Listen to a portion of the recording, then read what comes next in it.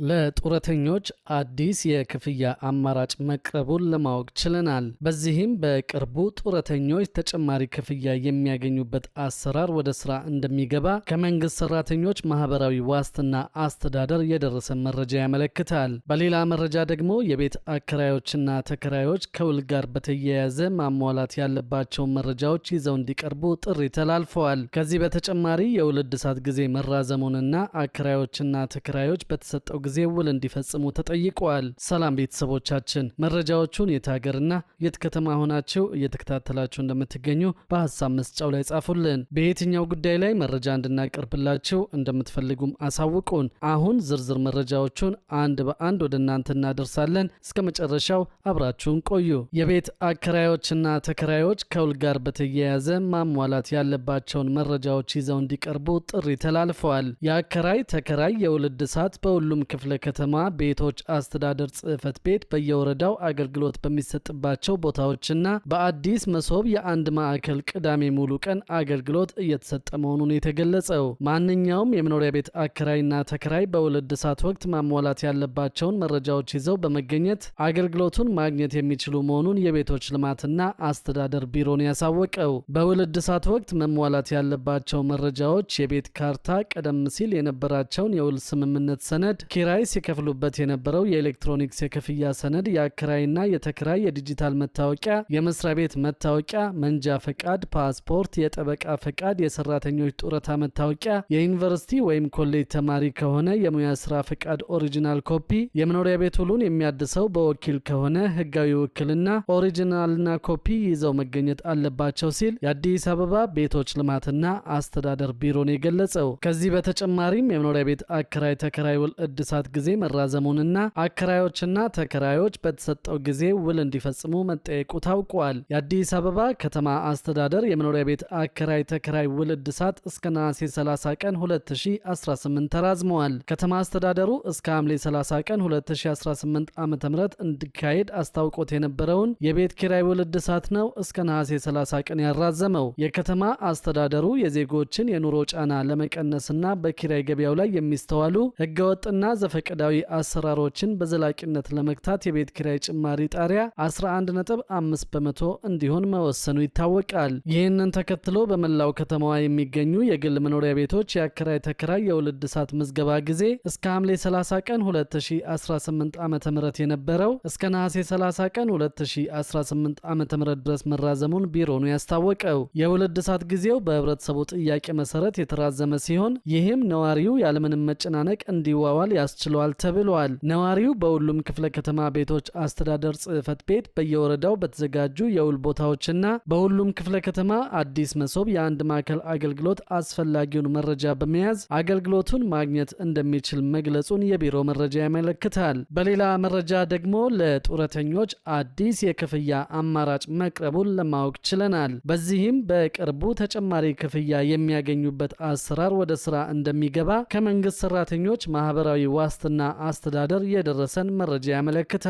አስተዳደሩ ከገነባቸው ህንፃዎች የሚገኘው ገቢ ሙሉ ለሙሉ ጡረታ ለወጡ አረጋውያን እንደሚሆን የተገለጸው። የመንግስት ሰራተኞች ማህበራዊ ዋስትና አስተዳደር በተለያዩ አካባቢዎች ከገነባቸው 8 ህንፃዎች የሚገኘው ገቢ በአገር አቀፍ ደረጃ ጡረታ ለወጡ አረጋውያን እንደሚውል የኢትዮጵያ አረጋውያን ጡረተኞች ማህበርን ያስታወቀው። የማህበሩ ምክትል የቦርድ ፕሬዝደንት አቶ ጌታቸው ክፍሉ አብዛኛውን ጡረታ የወጡ ሰዎች የሚደርሳቸው ገንዘብ በጣም ዝቅተኛ እንደሆነ ተናግረዋል። ይህንንም ግንዛቤ በማድረግ መንግስት በ2011 69 በመቶ፣ በ2015 ዓ.ም ደግሞ 76 በመቶ ለጡረተኞች ጭማሪ ማድረጉን ገልጸዋል። የችግሩንም አሳሳቢነት በመረዳት የመንግስት ሰራተኞች ማህበራዊ ዋስትና አስተዳደር በአዲስ አበባ ከተማ 4፣ በባህር ዳር 1፣ በጅማ 1፣ በሐረር 1፣ በሐዋሳ 1 ህንፃዎችን የገነባ ሲሆን በቅርቡ ከነዚህ ህንፃዎች የሚገኘው ገቢ ሙሉ ለሙሉ ለጡረታ ለወጡ ሰዎች እንደሚውል ተናግረዋል።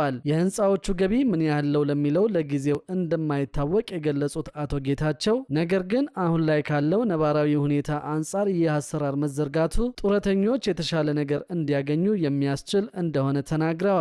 በግል ድርጅቶች ውስጥ አነስተኛ መዋጮ እየተሰበሰበ ከፍተኛ የጡረታ አበል እየተወሰነ መሆኑ የጡረታ ፈንዱን ዘላቂነት ስጋት ውስጥ እንደከተተውም ተነግሯል። አንዳንድ ድርጅቶች ባልተገባ መንገድ ደሞዝን አሳንሶ አሳንሰው በማሳወቃቸው ምክንያት በጡረታ መዋጮ አሰባሰብ ሂደቱ ላይ ተጽዕኖ እየፈጠረ እንደሚገኝም ተነግሯል። የግል ድርጅት ሰራተኞች ማህበራዊ ዋስትና አስተዳደር ባለፉት ወራት ውስጥ ከ203 ሺህ በላይ አዳዲስ ሰራተኞችንና ከ30 ሺህ በላይ ድርጅቶችን የእቅዱ አባል ማድረጉንም አስታውቀዋል። አስተዳደሩ የባለመብቶች ተጠቃሚነትን በተመለከተ በአገልግሎት ማለትም በዕድሜ፣ በጤና ጉድለት፣ በስራ ላይ ጉዳትና በሞት ለተተኪዎች በአጠቃላይ ለ5317 ባለመብቶች የጡረታ አበል ውሳኔ እንደሰጠም በሪፖርቱ ጠቁመዋል። ከመዋጮ አሰባሰብና ከድርጅት ምዝገባ ጋር በተያያዘ አስተዳደሩ ችግሮች እያጋጠሙት መሆኑ ታውቋል። አንዳንድ ድርጅቶች ባልተገባ መንገድ ደሞዝን አሳንሶ በማሳወቃቸው ምክንያት በጡረታ መዋጮ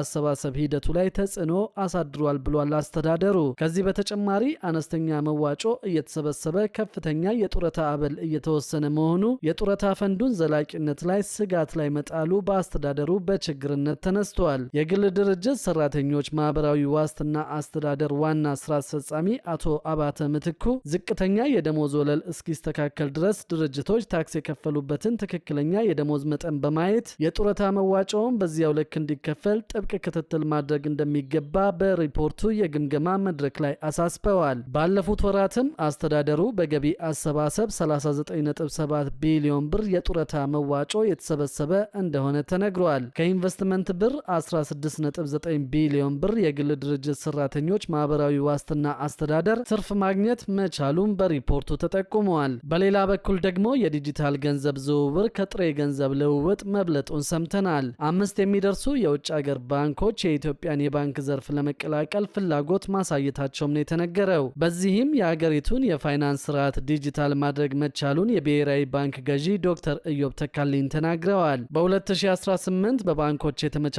የዲጂታል የገንዘብ ዝውውሮች ከጥሬ ገንዘብ ልውውጦች መብለጣቸውን የተገለጸው የኢትዮጵያ የባንክ ተግባራት ሙሉ በሙሉ በብሔራዊ ባንክ ቁጥጥር ስር መሆኑንም የባንኩ ገዢ ዶክተር ኢዮብ አስታውቀዋል። በብሔራዊ ባንክ እየተካሄደ ያለው ማሻሻያ የፋይናንስ ስርዓቱን ከዲጂታል እድገቶች ጋር ለማዘመንና ለማጣጣም ያለመ መሆኑንም አብራርተዋል። አዲስ በጸደቀው የባንክ አዋጅ ላይ የግንዛቤ ክፍተቶች እንዳሉም አንስተዋል። አዲሱ አዋጅ ብሔራዊ ባንክ በቅርቡ ካደረገው ማሻሻያ ጋር በቀጥታ የተያያዘ እንዳልሆነም ነው ገዢው የጠቆሙት። ነገር ግን መሰል አዋጆች በተደጋጋሚ መተግበራቸው በባንክ ስራዎች ላይ አሉታዊ ተጽዕኖ ሊያሳድር እንደሚችልም አስጠንቅቀዋል። የብሔራዊ ባንክ ማሻሻያዎች በዋናነት ከገንዘብ ፖሊሲ ማስተካከያዎች ጋር የተያያዙ መሆናቸውን በመጠቆምም መንግስት የእነዚህን ለውጦች ትክክለኛ ትርጓሜ እንዲያረጋግጥ አሳስበዋል። የብሔራዊ ባንክ አፈጻጸምን ያወደሱት ዶክተር ኢዮብ እርምጃዎቹ ከሌሎች የአፍሪካ ማዕከላዊ ባንኮች ጋር ሲነጻጸሩ የበለጠ ውጤታማ መሆናቸውን ያስታወቁት ብሔራዊ ባንክ ኢኮኖሚውን በማረጋጋት ረገድ ጉልህ ሚና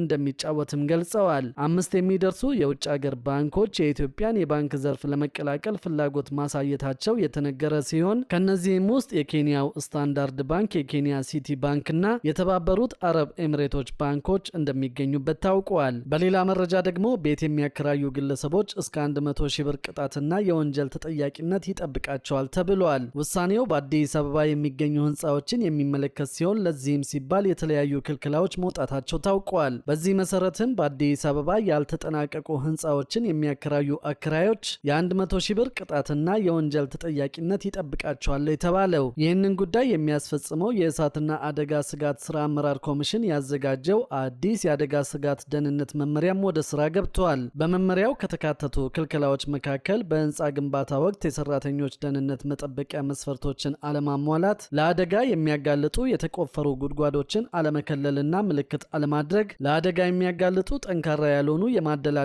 ቁሶችን መጠቀም፣ በቀላሉ ሊደረመስ የሚችል አፈርና የግንባታ ተረፈ ምርቶችን ማከማቸት ይገኙባቸዋል። እርምጃው ግንባታቸው ሳይጠናቀቅና የደህንነት ማረጋገጫ ሳያገኙ ለአገልግሎት የሚውሉ ህንፃዎች በዜጎች ህይወትና ንብረት ላይ ከፍተኛ አደጋ ከመደቀናቸው ጋር ተያይዞ የመጣ እንደሆነ ተገልጿል። አሁን በስራ ላይ ባለው የመኖሪያ ቤት ኪራይ ቁጥጥርና አስተዳደር መመሪያ መሰረት የሰሩትን ቤት ያለ አገልግሎት ማስቀመጥ ግን በህግ እንደሚያስጠይቅ በይፋ ተነግሯል።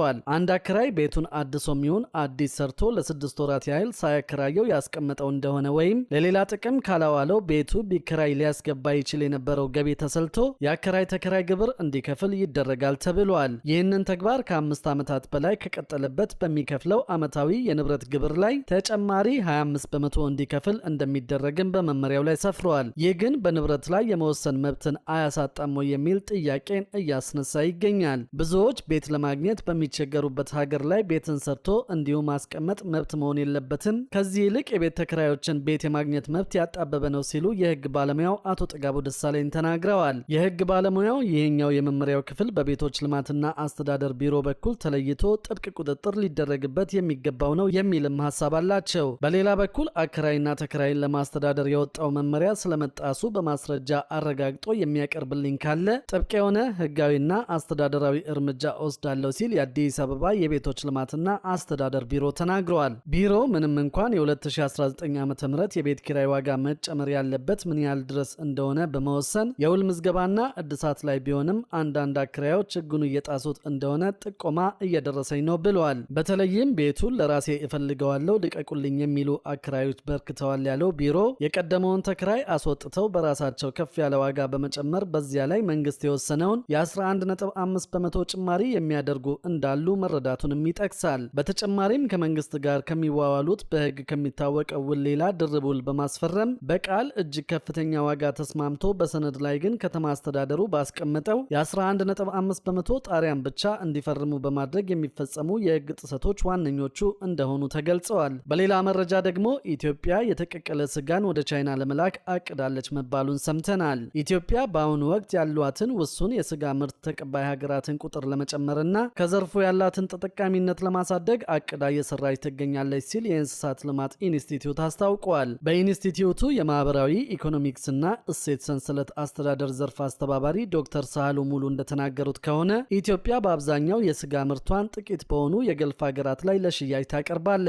ይህም ሊሆን የቻለው የእነዚህ ሀገራት የምርት ጥራትና ደህንነት መስፈርትን ብቻ በማሟላቷ እንደሆነ ተናግረው ችግሩን ለመፍታት ሌሎች ሰፋፊ የገበያ መዳረሻዎችን ለማፈላለግ ታቅዶ እየተሰራ ይገኛል ብለዋል። በአሁኑ ወቅት ይህንን ለማሳካት ከፍተኛ ጥረት እየተደረገ ይገኛል ሲሉ የተናገሩት ዶክተር ሳህሉ በተለይም እንደ ቻይና ወደሚገኙ የሩቅ ምስራቅ ሀገራት ምርቱን ለመላክ ርብርብ እየተደረገ እንደሚገኝም ገልጸዋል። ይህ እውን እንዲሆን ከዲፕሎማሲያዊ ስራዎች ጎን ለጎን ለውጭ ገበያ የሚቀርቡ የስጋ ምርቶች ጥራታቸውንና ደህንነታቸውን የጠበቁ እንዲሆኑ የተለያዩ ስራዎች እየተከናወኑ እንደሚገኙም ጠቁመዋል። የቻይና ገበያ ሁሉንም የኢትዮጵያን የስጋ መቀበል የሚችል በመሆኑ ከዘርፉ የተሻለ ገቢን ለማግኘት ጉልህ ሚና እንደሚኖረው ታምኖበታል።